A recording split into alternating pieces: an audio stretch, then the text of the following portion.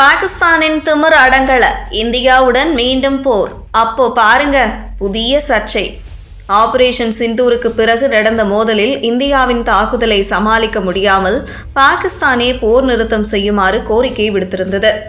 ஆனாலும் கீழே விழுந்தும் மீசையில் மண்பொட்டவில்லை என்ற கதையாக தொடர்ந்து அந்நாட்டு தலைவர்கள் திமிராக பேசி வருகிறார்கள். இதற்கிடையே இந்தியாவுடனான போர் தொடர்பாக அந்நாட்டின் பாதுகாப்பு அமைச்சர் கவாஜா சில சர்ச்சை கருத்துக்களை தெரிவித்தார். பெகல்காம் தாக்குதலை தொடர்ந்து இந்தியா பாகிஸ்தான் இடையே கடந்த மே மாதம் மோதல் ஏற்பட்டது. ஆபரேஷன் சிந்தூர் வெற்றியை பொறுத்துக்கொள்ள முடியாமல் இந்தியா மீது பாகிஸ்தான் அத்துமீறி தாக்குதல் நடத்த முயன்றது. இருப்பினும் அதற்கும் இந்தியா தக்க பதிலடி கொடுத்தது. இதனால் அடிவாங்க முடியாமல் பாகிஸ்தான் போர் நிறுத்தம் செய்யுமாறு இந்தியாவுக்கு கோரிக்கை விடுத்திருந்தது. ஆனாலும் திமிராக பேசுவதை இதுவரை அந்நாட்டு தலைவர்கள் நிறுத்தவில்லை. தொடர்ந்து இந்தியா குறித்து சர்ச்சை கருத்துக்களை கூறி வருகிறார்கள். இதற்கிடையே இந்தியாவுடன் முழு அளவிலான போர் வெடிக்கும் சாத்தியக்கூறுகளை புறக்கணிக்க முடியாது என்று சொல்லி பாகிஸ்தான் பாதுகாப்பு அமைச்சர் கவாஜா ஆசிஃப் மீண்டும் சர்ச்சையை கிளப்பியுள்ளார். பிராந்திய பதற்றங்கள் அதிகரித்து வரும் நிலையில் பாகிஸ்தான் உஷார் நிலையில் உள்ளதாகவும் அவர் தெரிவித்தார். இது தொடர்பாக அந்நாட்டு டிவி சேனல் ஒன்றுக்கு அவர் அளித்த பேட்டியில், எந்த சூழ்நிலையிலும் இந்தியாவை நாங்கள் புறக்கணிக்கவோ அல்லது நம்பவோ இல்லை. இந்தியாவுடன் முழு வீச்சில் போர் வெடிக்கலாம், அதற்கு வாய்ப்பில்லை என நிராகரிக்க முடியாது. மேலும் இந்தியாவில் இருந்து வரும் அச்சுறுத்தல்களையோ எல்லை தாண்டிய அத்துமீறல்களையோ கூட நிராகரிக்க முடியாது. நாம் முழு விழிப்புடன் இருக்க வேண்டும் என்று கூறினார்.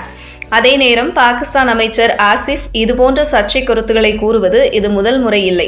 நாட்டின் முக்கிய பதவிகளில் இருந்த போதிலும் அந்த பொறுப்பை துளியும் உணராமல் கவாஜா ஆசிஃப் தொடர்ந்து இதுபோன்ற சர்ச்சைகளை கிளப்பி வருகிறார். இம்மாத தொடக்கத்தில் கூட அவர் பாகிஸ்தான் ஒரே நேரத்தில் பல அச்சுறுத்தல்களை எதிர்கொள்ள தயாராக உள்ளதாக குறிப்பிட்டார். அப்போது அவர், நாங்கள் தயாராக இருக்கிறோம். கிழக்கு மற்றும் மேற்கு எல்லைகள் இரண்டையும் எதிர்கொள்ள நாங்கள் தயாராக இருக்கிறோம். முதல் சுற்றில் இறைவன் எங்களுக்கு உதவினான், இரண்டாவது சுற்றிலும் அவன் எங்களுக்கு உதவுவான். இவர்கள் இறுதிச் சுற்றை விரும்பினால் போரை தவிர வேறு வழி இல்லை என்று பேசியிருந்தார். பாகிஸ்தானை பொறுத்தவரை இப்போது ஆப்கானுடனும் அவர்களுக்கு மோதல் போக்கே இருக்கிறது. எல்லையில் இதனால் பதற்றமான சூழல் நிலவுகிறது. இந்த மோதலில் இருதரப்பிலும் உயிரிழப்புகள் கூட ஏற்பட்டுள்ளன. அதே நேரம் ஆப்கானுடனான மோதலுக்கு பின்னணியில் இந்தியாவே இருப்பதாக பாகிஸ்தான் சொல்கிறது. இதற்கு எந்த ஒரு ஆதாரமும் இல்லை என்றாலும் கூட பாகிஸ்தான் இந்த கருத்துக்களையே திரும்ப திரும்ப சொல்லி அதை உண்மை என்று உலகை நம்ப வைக்க பார்க்கிறது.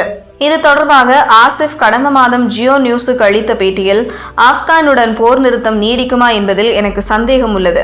ஏனெனில் தாலிபான்களுக்கு இப்போது இந்தியா நிதி உதவி செய்கிறது. உண்மையை சொல்ல வேண்டும் என்றால் இப்போது ஆப்கானிஸ்தான் டெல்லிக்காகவே ஒரு மறைமுக போரில் ஈடுபட்டுள்ளது என்று பேசியிருந்தார்.